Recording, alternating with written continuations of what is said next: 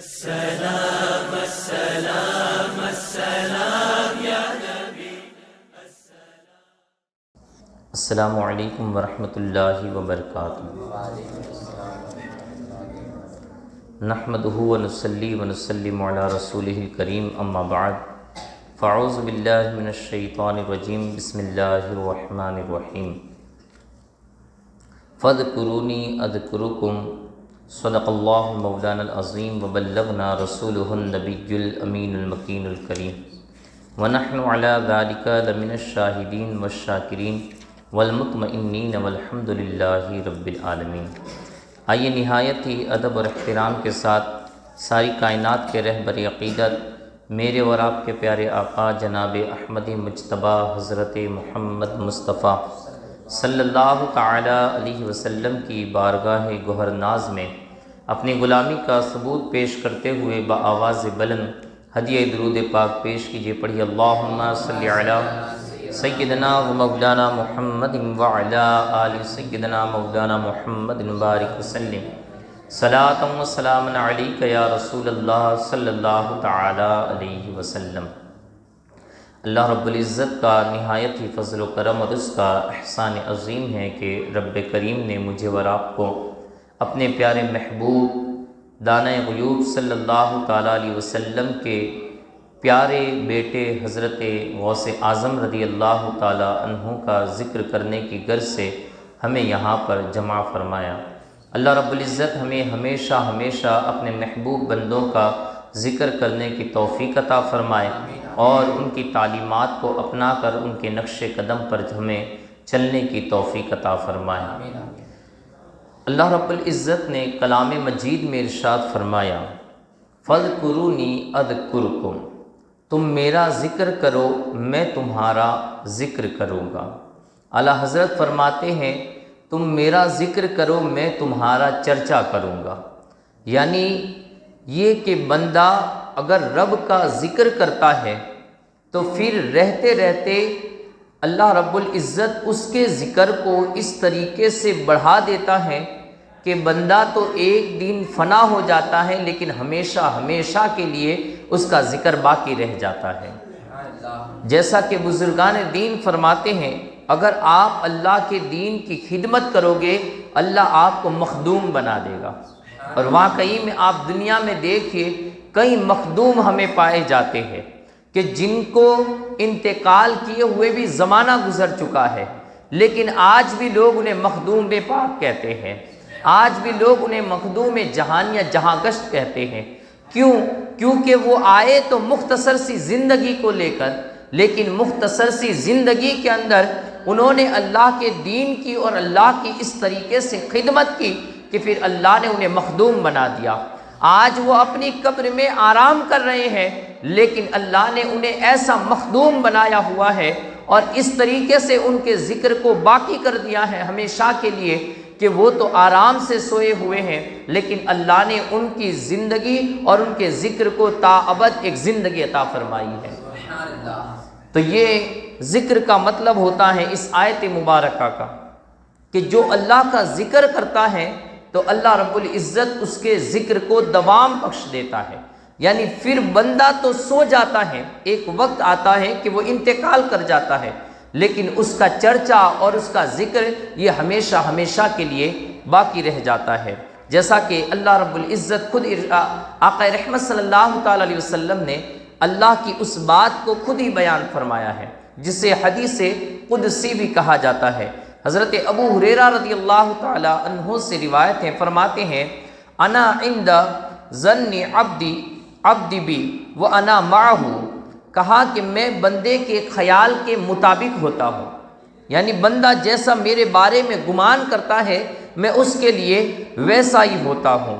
فرمایا اذا ذکرنی فإن ذکرنی فی نفسہ ذکرتہ فی نفسی، اللہ ارشاد فرماتا ہے کہ میں اس کے ساتھ ویسا ہی معاملہ کرتا ہوں، جب وہ میرا ذکر کرتا ہے میں اس کے ساتھ ہوتا ہوں، یعنی جب بندہ میرا ذکر کرتا ہے تو میں اس کے ساتھ ہوتا ہوں، اگر وہ مجھے اپنے دل میں یاد کرتا ہے تو اللہ ارشاد فرماتا ہے، آقا رحمت صلی اللہ تعالی وسلم ارشاد فرماتے ہیں کہ بندہ اگر اکیلے میں مجھے یاد کرتا ہے تو اللہ ارشاد فرماتا ہے میں بھی اسے اکیلے میں یاد کرتا ہوں۔ ذرا اللہ کی بندے کے ساتھ وابستگی اور محبت تو دیکھیے، اللہ خود ارشاد فرماتا ہے اگر وہ مجھے تنہائی میں یاد کرتا ہے تو میں بھی اسے اپنے شایان شان اکیلے میں یاد کرتا ہوں، میں بھی اسے یاد کرتا ہوں۔ اگر وہ تمام لوگوں کے بیچ میں مجھے یاد کرتا ہے تو میں بھی فرشتوں کی جماعت کو بلاتا ہوں اور میرے اس بندے کا چرچا کرتا ہوں، میرے بندے کا اس کا ذکر کرتا ہوں۔ تو گویا بندہ اگر اللہ کو یاد کرتا ہے تو اللہ بھی اسے یاد فرماتا ہے۔ بلکہ آپ آئیے کلام مجید کو دیکھیے، اللہ رب العزت ارشاد فرماتا ہے فَسَوْفَ يَأْتِ اللَّهُ بِقَوْمٍ يُحِبُّهُمْ وَيُحِبُّونَهُ کہ ان قریب ہم ایک ایسی قوم کو لے آئیں گے کہ جن سے اللہ محبت کرتا ہوگا اور وہ اللہ سے محبت کرتے ہوں گے۔ اللہ نے ایک معاملے پر اس کا ایک مقام ہے، وہاں پر ارشاد فرما کے فَسَوْفَ يَأْتِ اللَّهُ بِقَوْمٍ يُحِبُّونَهُمْ وَيُحِبُّونَهُ کہ اللہ ان قریب ایک ایسی قوم کو لے آئے گا کہ جن سے اللہ محبت کرتا ہوگا اور وہ اللہ سے محبت کرتے ہوں گے۔ گویا جب بندہ اللہ کا ذکر کرنے لگتا ہے تو پھر اللہ رب العزت کو ایک دن وہ بندہ، اللہ رب العزت اسے اس بندے کو اپنا محبوب بنا لیتا ہے۔ یعنی ایک وقت وہ آتا ہے اس کا ذکر کرتے کرتے، ایک وقت وہ آتا ہے کہ پھر اللہ رب العزت خود اس سے محبت فرمانے لگتا ہے۔ اور دیکھیے کہ بندہ اللہ سے محبت بعد میں کرتا ہے، اللہ کا محب یہ بعد میں بنتا ہے، اللہ پہلے اس سے محبت کرنے لگتا ہے۔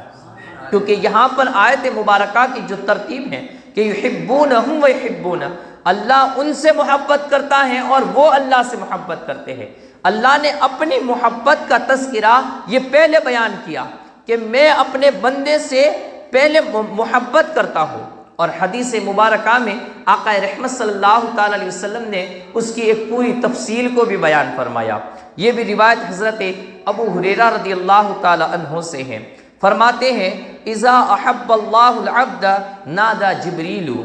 کہ جب اللہ رب العزت کسی بندے سے محبت کرتا ہے تو حضرت جبریل امین کو آواز دیتا ہے، حضرت جبریل امین کو اپنے پاس بلاتا ہے اور پھر فرماتا ہے ان اللہ یحب فلانا فاحبہ فیحبہ جبریل، اور پھر اللہ خود ارشاد فرماتا ہے اے جبریل مجھے فلاں بندے سے محبت ہو گئی ہے۔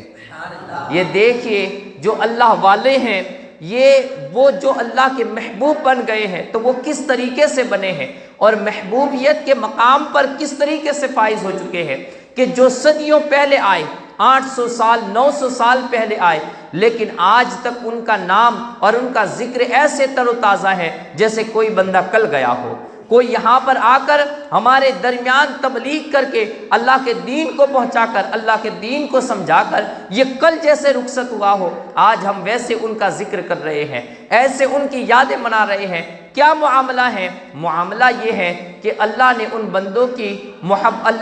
بندوں سے محبت فرمائی ہے اور وہ اللہ کے محبوب بندے بن گئے ہیں، اور جو اللہ کے محبوب بندے بن جاتے ہیں تو آقا ارشاد فرماتے ہیں کہ پھر اللہ رب العزت اپنی تمام مخلوق کے دل میں ان کی محبت پیدا فرما دیتا ہے۔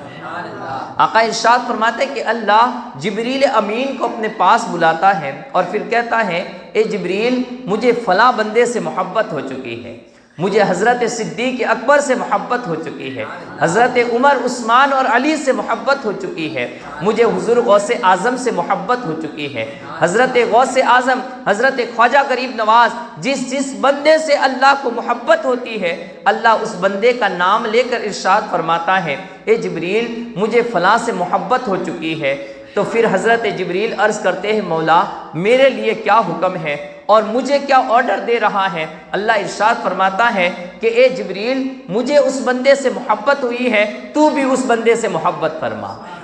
تو پھر حضرت جبریل اس بندے سے محبت کرنے لگتے ہیں، فَيُحِبُّهُ جبریل، تو حضرت جبریل بھی اس سے محبت کرنے لگتے ہیں۔ فَيُنَادِي جبریل فی اہل السماء، پھر اللہ رب العزت یہ وہیں پر ایک راز و نیاز کی بات کو وہیں پر محدود نہیں رکھتا، بلکہ جس سے اللہ محبت فرماتا ہے تو پھر تمام لوگوں کو اس محبت میں اس بندے سے محبت کرنے کا حکم دیتا ہے۔ جبریل امین کو حکم دیا جاتا ہے جاؤ جبریل آسمان والوں کو بھی ندا کرو کہ میرے اس بندے سے محبت کرے۔ تو پھر حضرت جبریل امین آسمان والے تمام فرشتوں سے اور تمام کے تمام آسمان والے تمام کے تمام فرشتوں کو یہ ندا دیتے ہیں کہ اے فرشتوں، ان اللہ یحب فلانا، کہ بے شک اللہ کو فلاں بندے سے محبت ہو چکی ہے، اللہ کو فلاں بندے سے محبت ہو چکی ہے، فَأُحِبُّهُ، تو تم لوگ بھی اس سے محبت کرو،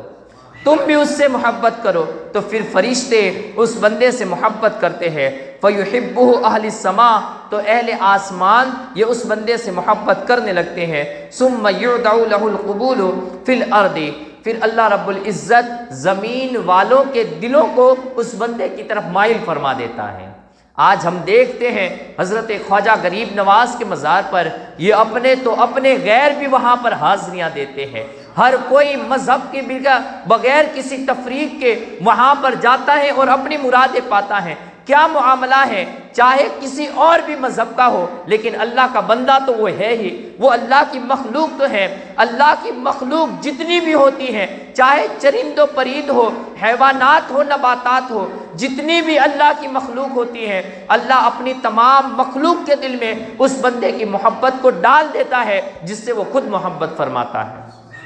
اور جب تمام مخلوق کے دل میں اس کی محبت پیدا ہو جاتی ہے تو ہر کوئی اس کی طرف یہ راغب ہونے لگتا ہے، ہر کوئی اس بندے کی طرف مائل ہونے لگتا ہے۔ اب یہاں پر کچھ ایسے لوگ بھی ہوتے ہیں کہ جو ایسے بندوں کی بارگاہ میں جانے سے چڑھتے بھی ہیں اور لوگوں کو روکتے بھی ہیں، تو پھر ہمیں سمجھنا چاہیے کہ یہ وہ لوگ ہیں کہ جن کے دلوں کو اللہ نے ان کی طرف یہ راغب ہی نہیں فرمایا ہے، انہیں مائل ہی نہیں فرمایا ہے، اور اللہ خود نہیں چاہتا ہے کہ ایسے لوگ یہ میرے محبوبوں کے دربار میں پہنچے۔ تو پھر اللہ نے ان کے دلوں کو ایک نفرت کی آگ میں جلا کر انہیں اپنے محبوب بندوں کی پاک بارگاہوں کو ناپاک کرنے سے گویا کہ روک لیا، کہ ایسے لوگ آئے کہ جن کے دل ناپاک بنے ہوئے ہیں اور ان کے دلوں کی ناپاکی یہ اس طریقے پر پہنچی ہوئی ہے کہ اس ناپاکی سے ان کے جسم ناپاک ہو چکے ہیں، اور میرے محبوب بندوں کی پاک بارگاہ ہے، میرے محبوب بندوں کی پاک درگاہ ہے،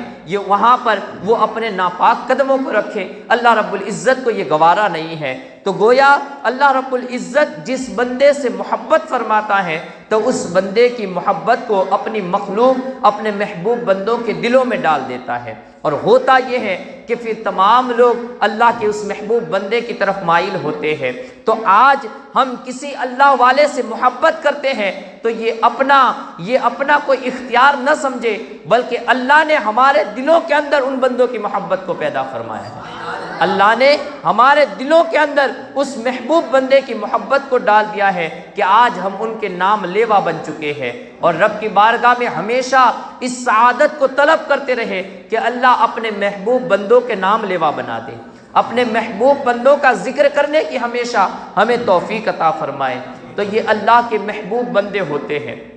کہ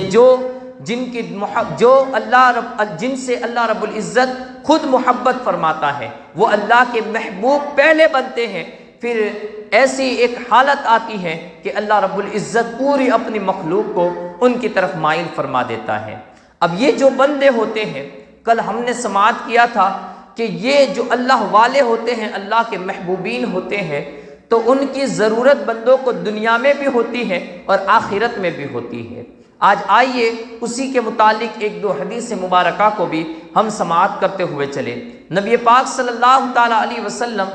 3 دن تک مسجد نبوی میں آتے رہے اور صرف نماز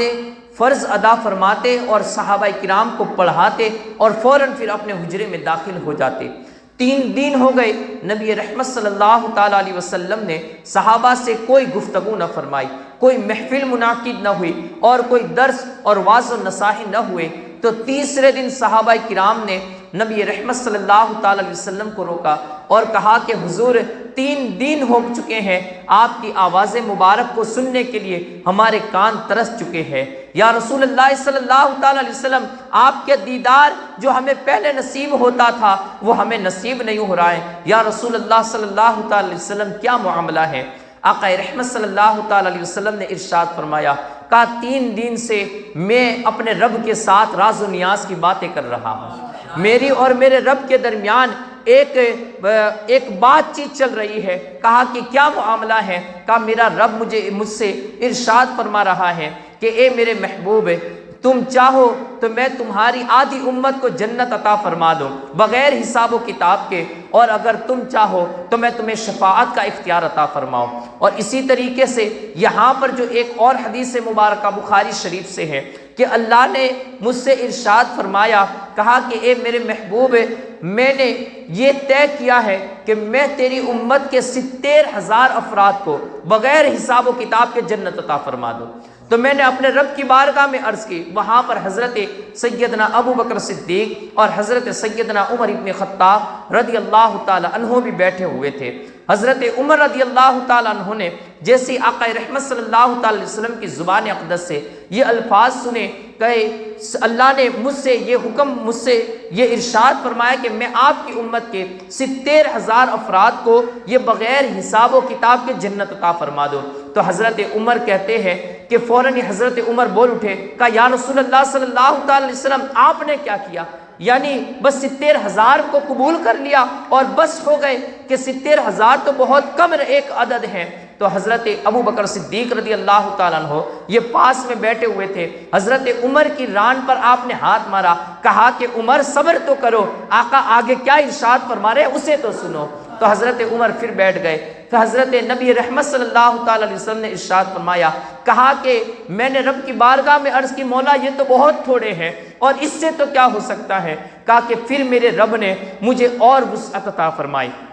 کہا کہ اے میرے محبوب پھر ایسا کرتے ہیں کہ 70,000 میں سے ہر 1,000 کے ساتھ دوسرے 70,000 کو میں بغیر حساب و کتاب کے جنت عطا فرماؤں گا۔ یعنی وہ 70,000 میں سے 1,000 کی شفاعت کی وجہ سے دوسرے 70,000 یہ جنت میں جائیں گے۔ یعنی ایک بندہ 1,000 کی شفاعت کرے گا اور 1,000 کو اپنے ساتھ لے کر وہ جنت میں داخل کرے گا۔ نبی پاک صلی اللہ تعالی وسلم نے ابھی اپنا یہ جملہ ختم ہی فرمایا تھا کہ حضرت عمر پھر بے چین ہو گئے اور کہا یا رسول اللہ صلی اللہ تعالی وسلم کیا آپ نے اس پر بس کر لی اور رب کی بارگاہ میں کوئی اور بات نہ پیش کی؟ حضرت ابو بکر صدیق نے پھر سے حضرت عمر کی ران پر ہاتھ مارا، کہا عمر صبر تو کرو، آقا کیا ارشاد فرما رہے ہیں اسے تو سن لو۔ تو کہتے ہیں حضرت عمر پھر بیٹھ گئے، حضرت نبی رحمت صلی اللہ تعالی علیہ وسلم نے ارشاد فرمایا، کہا کہ میں نے اپنے رب کی بارگاہ میں عرض کی کہ مولا یہ تو پھر بھی بہت تھوڑے ہیں۔ تو پھر کہتے ہیں کہ میرے مولا نے، میرے رب نے مجھے یہاں تک کی وسعت عطا فرمائی، کہا میرے محبوب ان 70,000 میں سے ہر ایک انسان کے ساتھ، ہر ایک بندے کے ساتھ دوسرے 70,000 اور لوگوں کو میں جنت میں داخل فرماؤں گا۔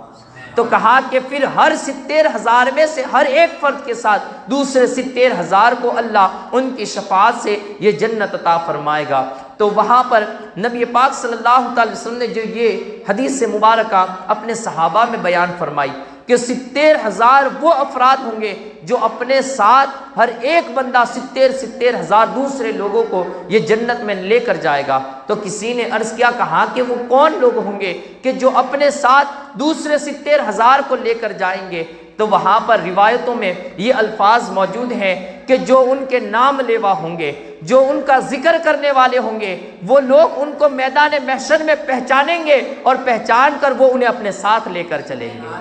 یہاں تک کہ نبی پاک صلی اللہ تعالی علیہ وسلم نے یہاں تک ارشاد فرمایا کہ ان میں سے ایک بندہ وہ ہوگا جو اللہ نے جس کو بغیر حساب و کتاب کے جنت عطا فرما دی ہوگی، تو اس کے پاس ایک شخص آئے گا اور کہے گا کہ اے اللہ کے محبوب بندے، تم دنیا میں نماز کے لیے جا رہے تھے اور وہاں پر ایک دن مسجد میں پانی نہ تھا تو میں نے تمہیں وضو کرنے کے لیے پانی دیا تھا، کہا آپ کو یاد ہے آپ نے میرے وضو سے نماز کو ادا فرمائی تھی؟ تو وہ بندے کو وہ بندہ بھی یاد آ جائے گا، اس کا وہ عمل اور وہ فعل بھی یاد آ جائے گا۔ تو پھر وہ رب کی بارگاہ میں عرض کرے گا، مولا یہ وہ بندہ ہے جس نے مجھے نماز کے لیے نماز کے وضو کے لیے یہ پانی عطا کیا تھا۔ تو اللہ رب العزت اس بندے کی وجہ سے، اپنے اس محبوب بندے کی وجہ سے،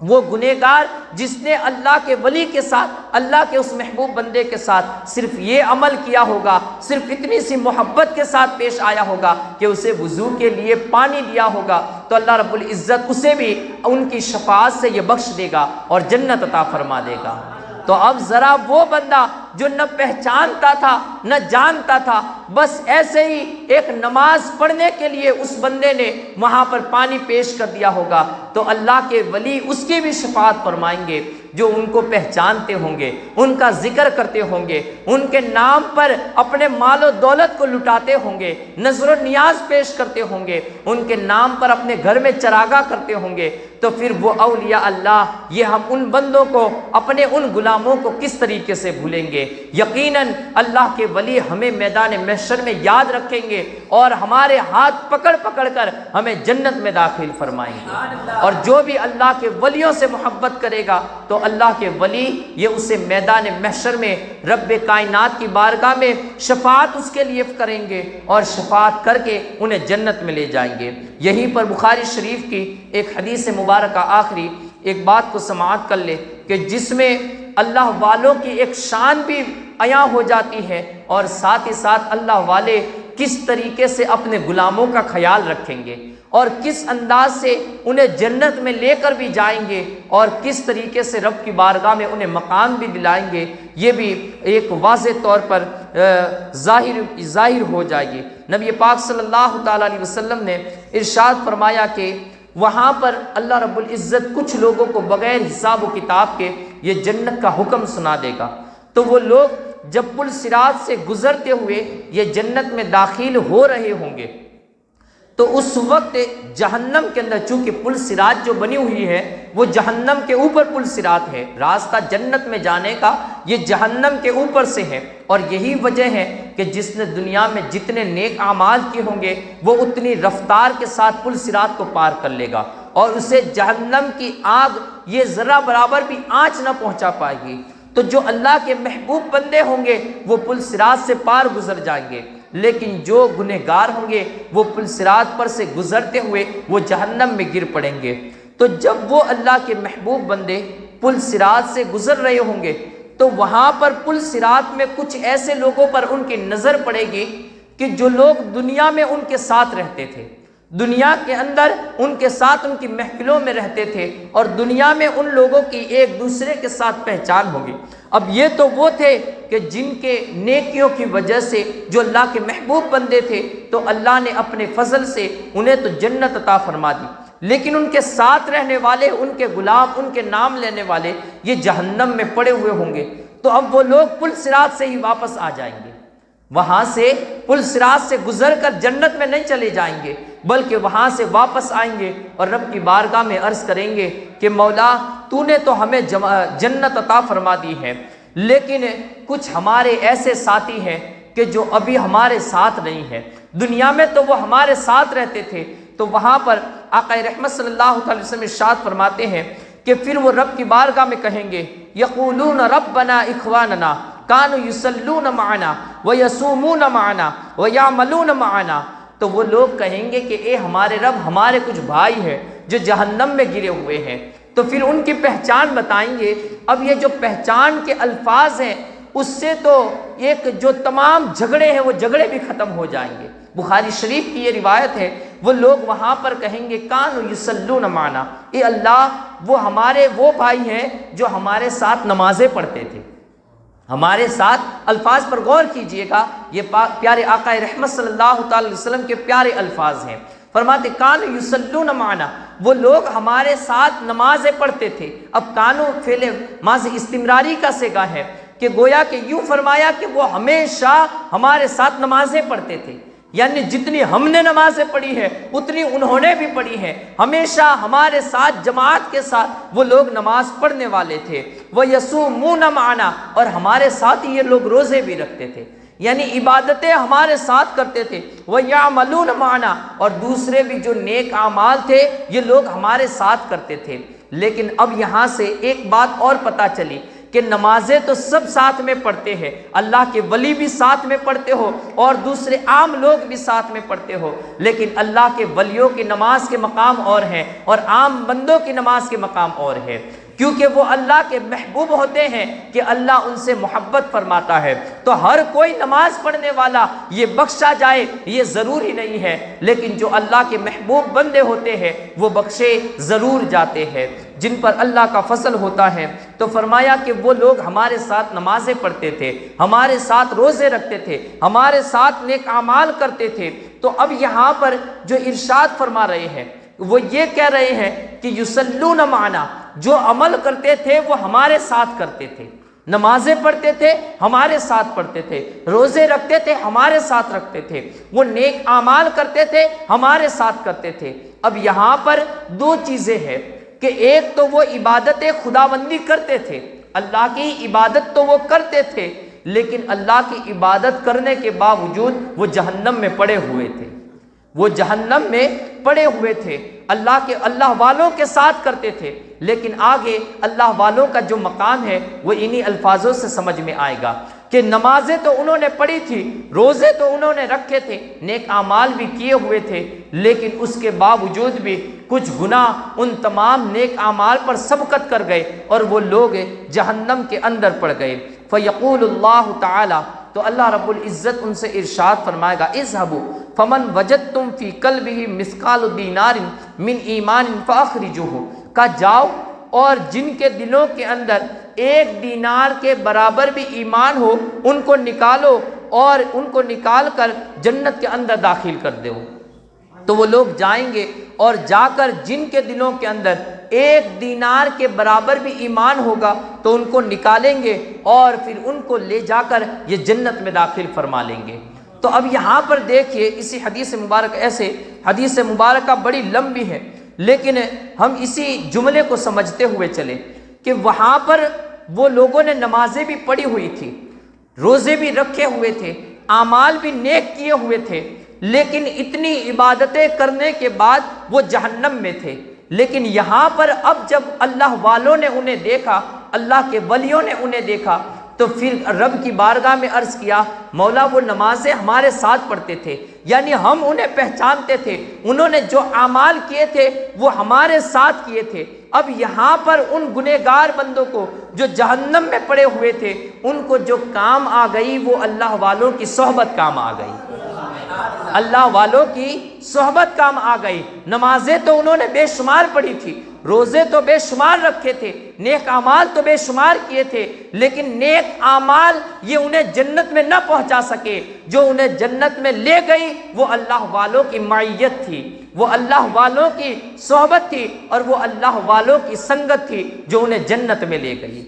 تو یہاں یہ چیز ہمیں سمجھ میں آ گئی کہ اللہ والے یہ میدان محشر میں بھی ہمارے کام آ جائیں گے اور وہ جہنم میں سے نکال کر وہ ہمیں جنت کے راستے کی طرف یہ گامزن کریں گے۔ تو گویا کہ اس حدیث مبارکہ سے ایک بات واضح ہو گئی کہ انسان کو نماز یہ جنت میں لے جائے یا نہ لے جائے، روزے جنت میں لے جائے یا نہ لے جائے، ہو سکتا ہے رب نمازوں کو قبول کر لے، ایسا نہیں ہے کہ نماز پڑھنے والے جنت میں نہ جائیں گے۔ اللہ اگر قبول کر لے اس کی نمازوں کو اور اللہ کی منشا اور قدرت چاہے تو اسے نمازوں کے ذریعے بھی جنت عطا فرما دے، ایک روزے کے ذریعے بھی جنت عطا فرما دے، کسی ایک چھوٹی سی نیکی کے بدولت بھی اسے جنت عطا فرما دے۔ لیکن اللہ نے اپنے محبوب بندوں کے مقام کو واضح فرمایا اور فرمایا کہ وہ لوگوں کی نمازیں یہ ان کے ساتھ تھی، روزے ان کے ساتھ تھے، نیک اعمال ان کے ساتھ تھے، لیکن اس کے باوجود بھی جہنم میں پڑے ہوئے تھے۔ میں نے تو جو انہیں جنت عطا فرمائی ہے یہ میرے محبوب بندے اولیاء اللہ کی وجہ سے جنت عطا فرمائی ہے، یہ میرے محبوبین کی وجہ سے، یہ میرے ولیوں کی جماعت کی وجہ سے انہیں جنت عطا فرمائی ہے۔ تو پھر وہ لوگ انہیں جنت میں لے کر جائیں گے۔ تو گویا کہ ہمیں سمجھ میں آیا کہ اللہ والوں کی صحبت ایک ایسی چیز ہے کہ جہاں پر نیک اعمال یہ ساتھ چھوڑ دیتے ہیں وہاں اللہ والوں کی سنگت یہ کام آ جاتی ہے، اللہ والوں کی صحبت یہ کام کر جاتی ہے۔ اور یہی وجہ ہے کہ جب اللہ والوں کی صحبت ایک ایسی چیز ہے، جیسا کہ ایک واقعے سے میں اس حدیث مبارکہ کے مفہوم کو اور واضح کرتا ہوا چلو، اور واقعہ بھی ایسا اگر کوئی ہمارے پاس دلیل طلب کرے تو ہماری کتاب کا واقعہ بھی نہیں ہے، جنہوں نے لکھا ہے وہ انہی کے علماء ہیں۔ مولانا اشرف علی تھانوی صاحب نے اپنی کتاب کے اندر اس واقعے کو نقل کیا ہے۔ وہ کہتے ہیں کہ ایک شخص تھا جو حضور غوث پاک کا دھوبی کہلایا جاتا تھا۔ واقعہ بڑا مشہور ہے اور ہر کوئی جانتا ہے، لیکن حدیث مبارکہ کا جو مفہوم ہے وہ ان کی بات سے بالکل واضح طور پر ہمیں سمجھ میں آ جائے گا کہ حضور غوث پاک کا ایک دھوبی تھا کہ جو آپ کے کپڑے دھویا کرتا تھا، اور ایک دن اس کا انتقال ہو گیا۔ جیسے انتقال ہوا تو پھر اسے قبر میں رکھا گیا، اور منکر نکیر اس سے سوال کرنے کے لیے بھی آ گئے۔ میں نے آپ کو پہلے بتایا کہ اگر کوئی اس کی دلیل بھی پوچھے کہ یہ کون سا کہاں پر واقعہ ہے تو ہماری کتاب میں نہیں ہے۔ بھائی تم ہی لوگ اس کا انکار بھی کرتے ہو کہ کسی کی اللہ والوں کی صحبت کوئی کام نہیں آ سکتی، لیکن آپ ہی کے بزرگ کا یہ واقعہ ہے، اور آپ ہی کے بزرگ نے اپنی کتاب میں یہ تحریر کیا ہے۔ کہتے ہیں مولانا اشرف علی صاحب کہ وہ بندہ آئے گا، اور وہ جب منکر نکیر آئیں گے تو وہ دھوبی سے سوال کیا جائے گا، کہا من ربک کا، تیرا رب کون ہے؟ تو وہ دھوبی اٹھ کر کہے گا کہ میں تو حضور غوث پاک کا دھوبی ہوں۔ اب وہ دوسرا سوال کریں گے ما دینو کا، تیرا دین کیا ہے؟ تو وہ دھوبی پھر سے اس سوال کے جواب دے گا، کہا کہ میں تو حضور غوث پاک کا دھوبی ہوں۔ تو پھر وہ اسی طریقے سے سوال کریں گے، اور وہ ہر سوال کے جواب میں یہ کہتا جائے گا میں تو حضور غوث پاک کا دھوبی ہوں، میں تو حضور غوث پاک کا دھوبی ہوں۔ تب فرشتے بھی تعجب میں ہیں اور وہ بھی حیرت میں ہیں کہ آج یہ پہلا بندہ آیا ہے کہ جو کئی الگ سوال کا کوئی الگ جواب دے رہا ہے، کہ ایسا جواب آج تک ہم نے نہ سنا تھا، حضور غوث پاک کا دھوبی ہوں، حضور غوث پاک کا دھوبی ہوں۔ کہا یہ کیا معاملہ ہے؟ رب کی بارگاہ میں عرض کریں گے مولا آج تو تیرا ایک انوکھا بندہ آ گیا ہے کہ ہر سوال کے جواب میں وہ یہ کہہ رہا ہے میں حضور غوث پاک کا دھوبی ہوں، میں حضور غوث پاک کا دھوبی ہوں۔ مولا اس کے ساتھ کیا کیا جائے؟ کہا فرشتوں تمہیں سمجھ میں نہیں آیا، وہ یہ کہہ رہا ہے کہ من ربک، جو تم نے سوال کیا کہ تیرا رب کون ہے، وہ یہ کہہ کر یہ بتا رہا ہے کہ میں حضور غوث پاک کا دھوبی ہوں، یعنی جو حضور غوث پاک کا رب ہے وہی میرا رب ہے۔ یہ جو تعویل بھی کی ہے یہ میں نہیں کر رہا ہوں، بلکہ یہ بھی مولانا اشرف علی تھانوی صاحب نے کی ہے۔ وہ کہتے ہیں کہ اس سے مراد اس دھوبی کی یہ ہے کہ اللہ ارشاد فرمائے گا کہ فرشتوں تم نہ سمجھے، یہ اس نے یہ کہہ کر کہ میں حضور غوث پاک کا دھوبی ہوں، یہ کہہ کر تمہیں سمجھا دیا کہ جو حضور غوث پاک کے رب ہیں وہی میرے رب ہے، وہی میرا رب ہے، اور جو حضور غوث پاک کا دین ہے وہی میرا دین ہے، جو حضور غوث پاک کے رسول ہیں وہی میرے رسول ہے۔ تو کہا کہ قبر میں بھی اس بندے کو جو کام چیز آ گئی وہ اللہ والے حضور غوث پاک کی معیت کام آ گئی، اللہ والے حضور غوث اعظم رضی اللہ تعالیٰ عنہ کی وہ صحبت اور آپ کے کپڑے دھونا کام آ گیا۔ جو بالکل جاہل تھا، جو نرا ان پڑھ تھا، جسے کچھ آتا جاتا نہ تھا، اسے وہ اتنا جاہل تھا کہ اسے رب کون ہے یہ بھی پتہ نہ تھا، لیکن اللہ والوں کی صحبت تھی، اللہ والوں کی خدمت کرتا تھا، وہ اللہ والوں کی خدمت اسے قبر میں کام آ گئی، اور قبر کی سختیوں سے بچا کر اس کے لیے جنت کے دروازے اس کی قبر میں کھول دیے گئے۔ تو گویا کہ حدیث مبارکہ اور کلام مجید کی آیت سے ہمیں یہ واضح طور پر پتہ چل گیا کہ اللہ والوں کی صحبت یہ ہے جو ایسی رنگ لاتی ہے اور ایسے مقام پر کام آتی ہے کہ جہاں پر ہر راستے جب بند ہو جاتے ہیں، لیکن اللہ والوں کی صحبت یہ اس وقت ہمارے بیڑے کو غرق نہیں ہونے دیتی ہے بلکہ پار لگا دیتی ہے۔ اب چاہے وہ میدان محشر میں ہو یا پل صراط ہو یا جہنم کی وادی ہو، جہاں پر بھی انسان مجبوری کی حالت میں پڑ جاتا ہے لیکن دنیا میں اللہ والوں کی محبت اس کے دل میں پائی جاتی ہے، تو اللہ والے اسے وہاں پر بھولتے نہیں ہیں اور وہاں پر اسے ترانے دیتے ہیں اور اسے جنت میں پہنچا دیتے ہیں۔ جیسا کہ حضرت بخاری رحمۃ اللہ تعالیٰ علیہ کا، شاہ نقشبند بخاری رحمۃ اللہ تعالیٰ علیہ، ان کا ایک واقعہ ہے، وہ فرماتے ہیں، کسی راوی نے روایت کیا ہے کہ بخارا سے سمرقند کی سرزمین پر ایک بہت ہی طویل، یہ بخارا سے سمرقند ایک دوری والا راستہ ہے، تو سمرقند کے اندر ایک محل تھا بادشاہ کا، اور بادشاہ کے محل میں ایک لونڈی کام کیا کرتی تھی، اور وہاں پر ایک دن حضرت شاہ نقشبند بخاری رحمۃ اللہ تعالیٰ علیہ کا وہاں پر جب گزر ہوا تو بہت سارے لوگ یہ وہاں پر آپ کے دیدار کے لیے، آپ سے مرید ہونے کے لیے یہ جمع ہو گئے۔ اب وہ لونڈی تو یہ بادشاہ کے محل کی ایک نوکرانی تھی، اسے تو پتہ نہیں تھا کہ یہ مرید کیا ہوتا ہے اور یہ پیر کیا ہوتے ہیں، اسے کچھ علم نہ تھا، لیکن اس وقت اس نے کسی سے پوچھا، کہا کہ یہ کون ہے اور یہ تمام لوگ انہیں کس لیے جمع ہوئے اور یہاں پر کیا معاملہ چل رہا ہے؟ تو کسی نے اسے آسان زبان میں سمجھاتے ہوئے یہ بات کہی دی، کہا کہ جب مصیبت میں کوئی کام نہ آئے تو یہ کام آ جاتے ہیں، کہا مصیبت میں جب کوئی کام نہ آئے تو اس وقت یہ کام آ جاتے ہیں۔ اب اس نے یہ چیز کو اپنے ذہن میں بٹھا لیا اور اسی وقت اپنے دل میں نیت کر لی، اور حضرت شاہ نقشبند بخاری رحمۃ اللہ تعالیٰ علیہ کے پاس پہنچ کر آپ کی مرید بن گئی، اور پھر اس کے بعد جیسے ہی اپنی ڈیوٹی جو تھی اور جو کام کاج تھا اس میں لگ گئی، ہمیشہ اپنے کام کاج کو کرتی تھی، اور ایک دن ایسا آیا کہ بہت ہی کام کاج کرتے ہوئے تھک گئی، اور رات کے وقت وہ جب بادشاہ کا بستر کو لگانے کے لیے پہنچی اور وہاں پر اس کا بستر یہ پھولوں سے سجاتے ہوئے اس نے پورا کمرے کو منور کر دیا، اور پھر کچھ دیر اس کے دل میں ایک خیال آیا، کہا کہ یہ بادشاہ اتنا عظیم الشان یہ جو بستر لگواتے ہیں، تو پھر اس کے اوپر نیند کس طریقے سے انہیں آتی ہے، لاؤ ذرا آج میں بھی اس کے مزے چکھ لو، کچھ دیر کے لیے بادشاہ کے آنے سے پہلے میں اٹھ جاؤں گی، چند سیکنڈوں کی تو بات ہے۔ اب جیسے ہی وہاں پر سوئی کہ اچانک اس کی آنکھ لگ گئی، آنکھ ایسی لگی، پورے دن بھر کی تھکی ہوئی تھی کہ آنکھ لگ گئی، اور اتنے کے اندر ہی بادشاہ بھی آ گیا۔ اب بادشاہ کے بستر پر اس کالی کلوٹی لونڈی کو جب وہاں پر بادشاہ نے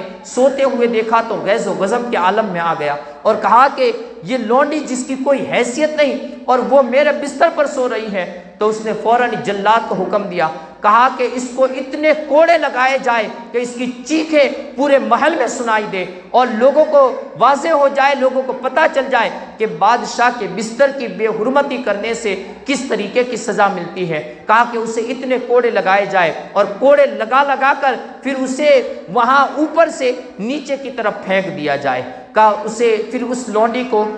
محل کی سب سے اونچی دیوار کے اوپر لے جایا گیا، اور وہاں پر جا کر جلاد اسے کوڑے مارنے لگا، وہ چیختی چلاتی رہی، یہاں تک کہ آخر میں اسے دھکا دیا گیا۔ جیسے ہی دھکا دیا گیا تو اسے وہ الفاظ یاد آ گئے کہ مصیبت میں جب کوئی کام نہ آئے تو یہ اللہ والے اسے کام آ جاتے ہیں۔ اب اسی وقت اس نے وہیں سے پکارا، یا شاہ نقشبند بخاری میری مدد کیجئے۔ اب وہاں جلاد نے اسے دھکا دیا، اور کہتے ہیں کہ اس وقت جب نیچے پہنچی تو حضرت شاہ نقشبند بخاری رحمۃ اللہ تعالی علیہ اپنے ہاتھوں کو پھیلائے ہوئے کھڑے تھے، جیسے لونڈی اوپر سے نیچے آئی آپ نے اسے پکڑ کر زمین پر رکھ دیا۔ کہا کہ اب جیسے ہی حضرت شاہ نقشبند بخاری رحمۃ اللہ تعالی علیہ کو اس نے اپنی آنکھوں کے سامنے دیکھا تو کہا کہ حضور آپ یہاں پر کب پہنچے؟ کہا جب تو اوپر سے نیچے کی طرف چلی تھی میں بخارا سے سمرقند کی طرف چلا تھا۔ کہا تو اوپر سے نیچے آئی میں بخارا سے سمرقند پہنچ گیا۔ تو کہا یہ اللہ والے ہوتے ہیں کہ جہاں پر مصیبت میں کوئی کام نہ آئے، یہ اللہ والوں کی ذات ہوتی ہے کہ وہ کام لگ جاتی ہیں اور بیڑوں کو غرق ہونے سے بچا کر پار لگا دیتی ہے۔ رب کائنات کی بارگاہ میں دعا ہے اللہ رب العزت ہمیں نیک کام کرنے کی توفیق عطا فرمائے، سچی پکی ان کی صحبت عطا فرمائے، سچی پکی ان کی غلامی عطا فرمائے، ان کی تعلیمات کو اپنا کر ان کے نقش قدم پر ہمیں چلنے کی توفیق عطا فرمائے۔ رب کریم ہمیں اپنے تمام محبوب بندوں کے اور خاص کر حضور غوث پاک رضی اللہ تعالیٰ عنہ کے فیضان سے مالا مال فرمائے۔ وآخر الدعوانا ان الحمدللہ رب العالمین۔ السلام علیکم۔